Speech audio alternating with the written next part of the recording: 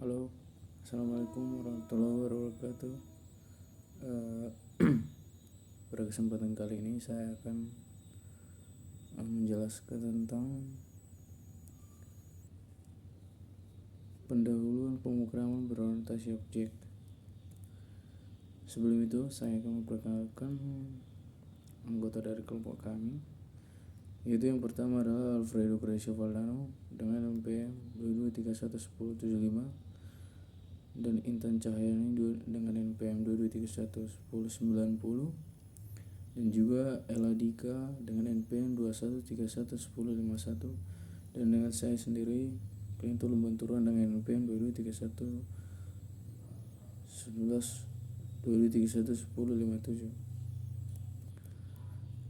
Adapun pendahuluan yang bisa saya presentasikan tentang pemrograman berorientasi objek adalah mari kita lihat yang ada pada slide. Di slide pertama kita akan baca yaitu pendahuluan pemrograman berorientasi objek. Apa itu PBO? Pemrograman berorientasi objek atau Object Oriented Programming (OOP) adalah paradigma pemrograman yang berfokus pada objek sebagai pusat logika pemrograman. Objek ini menggabungkan data atau atribut dan perilaku atau metode menjadi satu kesatuan. Dan pada slide berikutnya, introduction. Mengapa pemrograman berorientasi objek? Yang pertama yaitu modularitas, yaitu memudahkan pengembangan perangkat lunak dalam modul kecil yang dapat digunakan kembali. Yang kedua adalah pemeliharaan mudah, struktur kode yang lebih terorganisir memudahkan pembaruan. Dan yang ketiga adalah reusabilitas, yaitu objek dan kelas dapat digunakan kembali di program lain. Yang keempat adalah representasi dunia nyata, yaitu objek mencerminkan entitas di dunia nyata seperti mobil, karyawan, dan lain-lain. Dan pada slide berikutnya bisa diperhatikan yaitu konsep kelas dan objek. Apa itu kelas? Kelas adalah blueprint atau cetak biru untuk menciptakan objek. Kelas mendefinisikan atribut atau data dan metode fungsi yang dimiliki oleh objek. Lalu apa itu objek? Objek adalah instansi atau instance dari sebuah kelas. Objek adalah entitas nyata yang dibuat berdasarkan cetak biru kelas. Contoh analog yaitu kelas seperti cetak biru mobil. Objek yaitu mobil tertentu yang dibuat berdasarkan cetak biru tersebut. Misalnya mobil merek A dengan warna biru. Untuk slide berikutnya bisa dapat diperhatikan yaitu sintaks dasar pembuatan kelas dan objek pada Java. Nah, di mana pada slide tersebut kita bisa memperhatikan contoh kode pemrograman dalam Java, yaitu contoh kelas. Nah, di dalam gambar kode tersebut kita bisa perhatikan public class mahasiswa, yaitu atribut string nama, integer, NIM.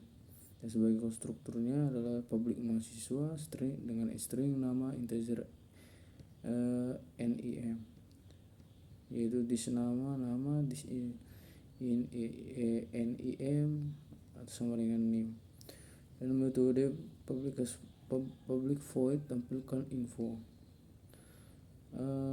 Dan juga di sini ada contoh objeknya yaitu public class main, yaitu public static word main string just membuat objek mahasiswa new, mahasiswa andi, dan mahasiswa itu lampirkan. Nah, kode pada Java tersebut adalah sintaks dasar pembuatan dari kelas dan objek, yaitu mahasiswa, dan sebagai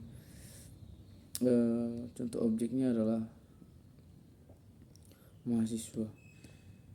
Dan untuk slide berikutnya adalah contoh kasus single class diagram dan objek diagram.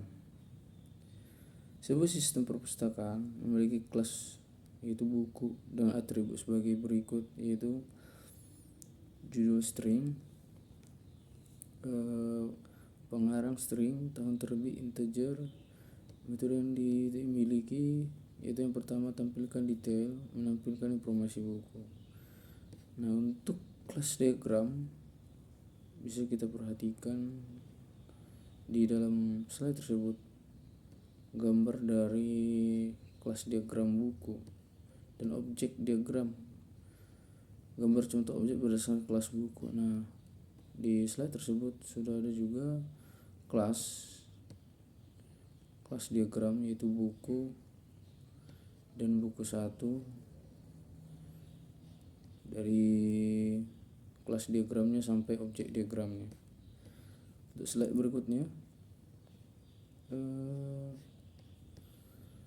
berikutnya adalah implementasi kode Java. Bisa kita perhatikan di slide tersebut adanya gambar kode pemrograman Java, di mana pada gambar tersebut berisikan definisi kelas, public kelas buku yaitu string judul, string pengarang, itu tahun terbit, dan konstruktornya adalah public buku, itu string judul, string pengarang, integer terbit, isi judul. Nah, itu intinya pada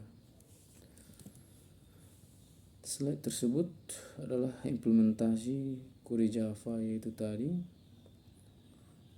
peminjaman buku. Dan di slide berikutnya bisa kita lihat itu penutup, di mana materi ini memberikan dasar yang kuat untuk memahami pemrograman berorientasi objek dengan pendekatan teori visualisasi diagram dan mengimplementasi kode. Mahasiswa diharapkan dapat memahami konsep PBO dan menerapkan di berbagai kasus dunia nyata. Nah, sekian mungkin yang bisa sampaikan tentang pendahuluan tentang pemrograman berorientasi objek. Saya ucapkan terima kasih. Assalamualaikum warahmatullahi wabarakatuh.